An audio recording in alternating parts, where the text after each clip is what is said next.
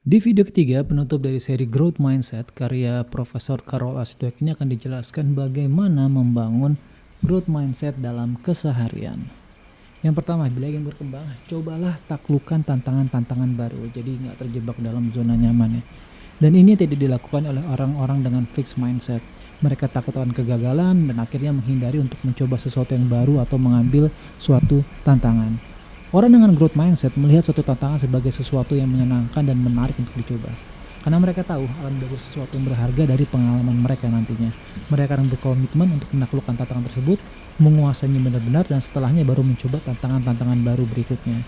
Misal yang tadinya pekerjaan kita itu aja, coba deh untuk mengambil pekerjaan yang berbeda yang belum kita kuasai. Atau kalau perlu, sembari kerja juga membuka bisnis sendiri atau mulai mencoba untuk freelance dulu misalnya. Teman saya ada yang kayak begini nih, yang tadinya dia bekerja di bidang teknik sipil, kemudian mulai memberanikan diri untuk ambil kerjaan freelance dan memasarkannya sendiri. Itu orangnya tuh, ada lingkar itu. Halo ya. Awalnya emang dia kesulitan ya, karena dia gak ada pengalaman tentang digital marketing sama sekali, dan juga memang bukan orang marketing. Selain itu juga dia tidak terlalu bisa ngobrol dengan orang baru awalnya ya, tapi dia berkomitmen untuk terus menaklukkan tantangan ini. Dia sempat juga mentoring sama saya dan saya mengajarkan beberapa hal yang bisa saya kuasai tentang digital marketing tentunya, dan juga manajerial bisnis. Lalu setelahnya dia kembangkan sendiri, dan itu yang saya ajarkannya, jadi mengoptimalkan blogspot.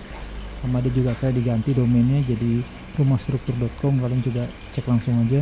Yang penting kan di sini kan bagaimana mengoptimalkan ini ya, dan hasilnya dari itu aja ya, pendapatan kerjaan freelance dia ini bahkan sudah mengalahkan pendapatan dari job bulanannya, dan dia bisa kebeli banyak hal lah. Terakhir ke rumah saya itu dia bawa mobil baru HR-V putih kan, nyetirnya masih kagok-kagok gitu loh. Dia cerita sampai beli rumah, bisa punya tanah, punya saham, terus juga APD merit dan ngambil S2 lagi di ITB kan, yang ngambil sertifikasi lagi, karena kan memang untuk di bidang pekerjaan untuk mengambil job yang range nilai tertentu dia harus ada sertifikasi yang lain lagi ya. Jadi memang dia mencoba menaklukkan tantangan-tantangan berikutnya lagi. Ya, artinya kalau aja dulu dia tidak memberanikan diri keluar dari zona nyaman dan mencoba tantangan ini, bisa dibilang hidupnya nggak akan banyak berubah ya, dan hidupnya akan mengandalkan gaji dari perusahaan saja. Nah itu kan satu bukti kan, ketika kita mencoba menaklukkan tantangan, akhirnya hidup kita juga akan jadi lebih baik. Ini hanya salah satu dari banyak case sampel yang ada di luar sana ya. Berikutnya, mau berusaha sendiri dulu ketika menghadapi kesulitan, atau nggak mudah menyerahkan kerjaan ke orang lain gitu aja ya. Kalau kita ingin berkembang, maka harus dipahami hasil yang bagus itu memang butuh usaha ekstra. Untuk bisa menguasai suatu hal baru, kita seringkali perlu mengerahkan lebih banyak energi, waktu, sikap, mental yang benar, dan juga melakukan repetisi yang berulang. Banyak pebisnis hebat yang saya tahu mereka mengerjakan sendiri semua hal yang berkaitan bisnisnya di awal-awal, atau mereka mau mengerjakan pekerjaannya dari bawah gitu lah. Nah setelah mereka benar-benar menguasainya, baru mereka merekrut orang untuk mendelegasikan tugas mereka. Dengan begini, seseorang akan lebih punya kendali akan bisnisnya dan gak mudah dicurangi juga. Di beberapa bidang pekerjaan yang saya tahu juga seperti itu ya. Untuk bisa menjadi satu ahli, memang kita harus mengerjakan pekerjaan dari bawah banget dulu ya. Nanti setelah kita menguasai, baru pelan-pelan naik level lah, bertahap naik ke atas ya. Misal kayak di dunia film, gak sedikit loh aktor aktris besar ya, yang memang mereka berusaha dari level paling bawah ya. Ada yang jadi ekstras atau jadi figuran, ada juga yang mereka bikin skrip sendiri dulu, bikin naskah sendiri, terus juga mereka jadi kru, akhirnya juga mereka memproduksi film sendiri pakai biaya sendiri, baru kemudian ia setelah dapat exposure, dapat pengalaman, ia kemudian dapat kesempatan dikenal dan akhirnya terlibat dalam produksi yang skalanya lebih besar lagi. Lalu berikutnya, berhentilah mencari pengakuan dari orang lain. Ini seringkali ini nih yang menghambat semua orang, yang menghambat banyak orang untuk berkembang ya. Saya pribadi melihat itu suatu prinsip yang sangat penting dalam hidup ya, harusnya udah saya terapkan dari dulu ya. Kita nggak akan bisa memuaskan semua orang, pasti ada aja kok orang-orang yang nggak suka dengan kita. Bahkan bisa dibilang saya sendiri udah nyaman ya kalau memang ada beberapa orang yang nggak suka sama saya, karena ada miliaran orang di muka bumi ini kan. Terus apa kita mau hidup selamanya? Nah, pada akhirnya kita semua akan meninggal juga kan. Jadi kalau memang ada beberapa orang yang suka dengan kita selama kita hidup, ya udahlah, abaikan aja mereka dan isilah hidup ini dengan mereka yang memang bisa menghargai kita.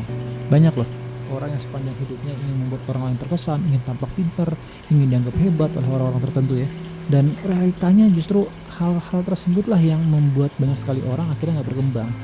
Memilih untuk berada di suatu lingkungan atau tempat di mana kita benar-benar dihargai itu sesuatu yang sangat menyenangkan dan tepat untuk dilakukan. Jadi mulailah untuk bisa menghargai proses yang kita lalui tanpa harus mati-matian berjuang untuk mendapatkan validasi dari orang tertentu. Belajarlah untuk mempercayai diri sendiri. Opini orang-orang itu seringkali nggak penting loh. Jadi stop terlalu dipedulin juga ya, bahwa pada akhirnya kitalah satu-satunya orang yang akan selalu ada untuk diri kita menghadapi titik terendah. Jadi satu-satunya orang yang harus kita buat terkesan dalam hidup ini ya sebenarnya kita sendiri sih. Saya ada nih pengalamannya. Dulu pas awal-awal saya belajar fotografi, ini kan foto-foto yang ada di video ini kan hasil karya saya semua ya. Jadi ketika saya baru belajar itu saya kenal dengan seorang yang sudah memulainya lebih dulu. Ya saya pengen belajar dari dia juga, tapi setelah saya kenal dekat ternyata gimana ya, apa yang saya lakukan tuh di mata dia itu selalu dinilai buruk gitu loh. Terus dia ngerasa apa yang dia lakukan pasti udah jelas yang paling benar, yang paling bagus. Terus juga mulutnya gak enak, saya dibilang gak berbakat lah, gak ngerti teknik, dan berbagai nada-nada sinis lainnya dan merendahkan itu meluncur keluar santai aja dari mulutnya ya. Dia ngerasa lebih paham bidang ini dibanding saya. Terus di situ saya melihat sih, ini kayaknya orang seperti ini gak usah terlalu diambil pusing nih, gak usah terlalu dimasukin ke hati omongannya ya. Saya perlu cukup untuk terus belajar ke orang-orang yang lainnya juga. Bahkan itu saya sempat rela bayar ya salah satu fotografer yang saya suka, namanya Andre Arman. Halo Mas Andre Arman, siapa tahu nonton video ini. Itu saya belajar ke dia, saya message dia lewat Facebook, terus menawarkan diri pengen jadi muridnya dan saya rela bayar karena sebelumnya dia gak pernah buka kelas ya. Akhirnya setelah saya malah akhirnya banyak belajar juga dari dia kan. Di situ fotografi saya berkembang ya, sampai akhirnya salah satu forum komunitas fotografi yang saya ikuti dan yang orang yang toksik tadi juga ikuti. Nah ini foto-foto saya kalau mau dilihat ya, setelah hasil saya belajar tadi. Saya mendapatkan penghargaan fotografer pilihan editor dan juga karya saya masuk sebagai foto pilihan editor di satu bulan tertentu ya. Dan ini adalah sesuatu yang gak pernah dia dapetin tadi ya, orang yang toksik tadi dapetin ya, walau dia udah ada di forum terlebih dulu, bahkan jirnya kameranya lebih bagus daripada saya. Jadi kalau dari awal saya terus berjuang mendapatkan pengakuan dari orang tadi itu, bahkan mendengarkan segala nada sinis dan nada yang merendahkan saya, mungkin saya akan menyerah ya, dan saya gak akan berkembang juga. Dan terbukti kan ketika saya memutuskan untuk gak mencari pengakuan dari orang tadi, terus berproses, yakin akan kemampuan saya sendiri, pas di titik terendah sekalipun, lalu satu-satunya orang yang harus saya buat terkesan adalah diri saya sendiri. Hasilnya dunia dalam hal ini komunitas fotografi tersebut mengakui saya dan lebih mengapresiasi saya ketimbang dia ya. Bahkan setelahnya saya mengajarkan beberapa orang, tidak satu komunitas gitu. Saya bikin kelas gratis ke mereka dan salah satunya itu setelah dari situ dia ikut kompetisi fotografi dan bahkan dia menang. Untuk orang yang baru belajar kamera belum ada sebulan 2 bulan mungkin ya. Nah dari situ saya belajar ya, bila kita ingin berkembang atau mau menerapkan growth mindset, fokuslah pada apa yang bisa kita kembangkan dari diri kita. Abaikan suara-suara mengganggu seperti teman saya tadi ya, yang mungkin termasuk kategori orang yang toksik. Fokus saja kepada tempat, orang-orang atau lingkungan di mana kita bisa terus bertumbuh. Kadang orang-orang yang toksik itu sebenarnya dia bermasalah. Mereka coba menjadikan kita sebagai sasaran tembak untuk masalah dalam hidup mereka ya, agar mereka merasa dirinya lebih baik, dan pada akhirnya kan orang-orang seperti itu gak akan pernah bisa menghargai orang lain sampai kapanpun juga ya. Jadi gak usah anggap penting lah orang kayak gitu. Lalu stop menuntut kesempurnaan pada diri sendiri dan juga orang lain. Yang seperti ini nyatanya hanya akan menghambat kita untuk berkembang juga. Tiap dari kita pasti ada kekurangan, dan seringkali hal tersebut malah yang membuat diri kita jadi unik ya. Baik itu di bisnis, kerjaan, musik, atau profesi apapun, sampai yang skalanya perusahaan besar sekalipun. Bahkan penampilan dari seorang performer ya, baik itu aktris, aktor, penyanyi, musisi, atau mungkin pesulap yang sangat berpengalaman sekalipun, pasti ada aja deh bagian dari mereka yang gak sempurna ketika mereka tampil ya. Nah tugas kita maksimal paling mengusahakan sampai angka kesalahan yang kita buat itu sekecil mungkin. Tapi untuk benar-benar dihilangkan itu sepertinya mustahil sih, dan akan menyiksa diri sendiri juga, dan juga orang-orang sekitar kita dalam prosesnya juga akan tersiksa ya.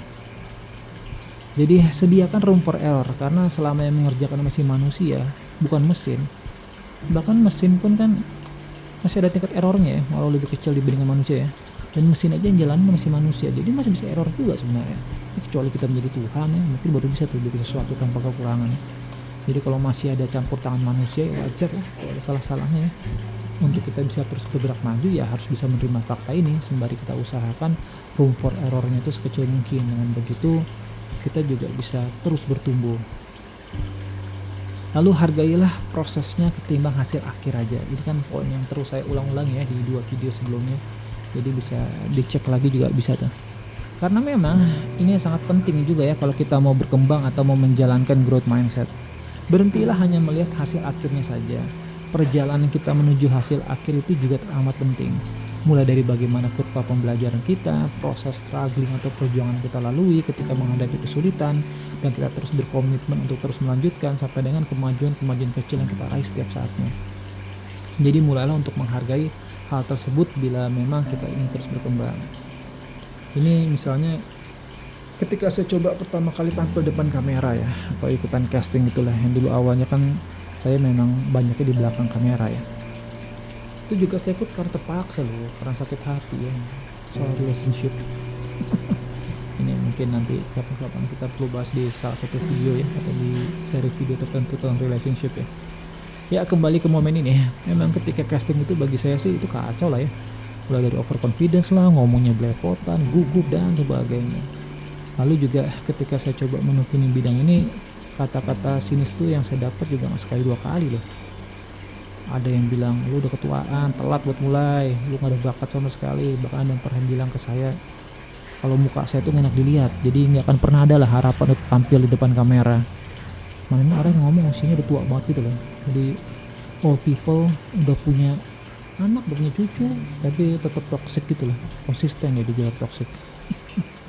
Ini kalau saya dengerin nada-nada semua begitu, jelas saya akan berhenti ya. Apalagi ketika banyak casting yang saya coba terus nggak dapat callingan juga, nggak dapat panggilan, nggak dapat job gitu ya. Tapi ketika itu saya putusin untuk terus lanjut, coba taklukin tantangan ini dan mau lihat seberapa besar sih potensi saya di bidang ini. Ini saya terus berproses dan juga mendorong diri untuk terus maju walaupun menghadapi banyak sekali kegagalan. Saya belajar pelan-pelan, setiap waktunya akan semua hal yang bisa saya pelajari, dan sedikit demi sedikit akhirnya saya mendapatkan pencapaian ya, walaupun pencapaian kecil di bidang ini. Video di sebelah ini menunjukkan bahwa saya juga bisa kok dapat job di dunia entertainment, walau nggak terlalu berhasil bagaimana ya. Itu salah satu job yang saya dapat di universitas terbuka ya. Tapi nyatanya kan setelah saya lakoni benar-benar, saya melangkah cukup jauh juga lah. Saya berkembang, saya mendapatkan lumayan banyak job juga, mendapatkan banyak teman, dan saya juga belajar banyak juga pada akhirnya ya. Jadi ya bisa dibilang cukup memuaskan bagi saya. Berikutnya realistis. Seseorang dibayar mahal itu karena memang orang tersebut ahli di bidang itu atau layak dibayar mahal karena skillnya tadi. Dan untuk bisa menjadi ahli itu butuh proses, dedikasi, dan juga waktu yang terkadang itu memang gak sebentar untuk kita bisa sampai benar-benar menguasainya. Sama lah seperti ketika kita belajar suatu skill baru atau belajar memainkan suatu instrumen musik atau menjadi ahli di suatu bidang profesi tertentu ya. Jadi kalau mau berkembang, itu buanglah jauh-jauh ide atau pikiran bahwa kita akan bisa sukses dalam waktu yang singkat, dalam waktu yang instan, ya, dan seperti itu ya. Tetap ada proses yang harus dilewati, ada disiplin yang harus kita jalanin. Kita butuh melakukan suatu repetisi, latihan terus-menerus, mentoring, trial and error, memperkuat berbagai fondasi yang dibutuhkan, lalu juga perlahan kita pun akhirnya pelan-pelan bisa mulai menjadi ahli. Jadi itu memang ada ya harga yang harus kita bayar ya. Untuk ini ada satu framework berpikir yang bisa digunakan dari Jepang, yaitu Shuhari, dan itu sudah saya buatkan juga videonya, bisa dicek ya. Jadi memang adalah benar ya, untuk kita bisa berkembang dan menjadi ahli di suatu bidang itu segala sesuatunya harus realistis juga. Tetap kita butuh proses, kita butuh waktu. Yang salah itu kan kalau kita nggak ngapa-ngapain, terus mengeluh, selalu berharap bahwa kita akan berhasil, kemudian tiba-tiba gitu ya, terus mendadak hidup menjadi begitu mudah, segala sesuatu tersedia. Kalau itu sih namanya sudah masuk gejala gila ya. Itu tadi ya 6 cara bagaimana membangun growth mindset dalam keseharian. Terima kasih sudah menonton sampai akhir ketiga seri video ini.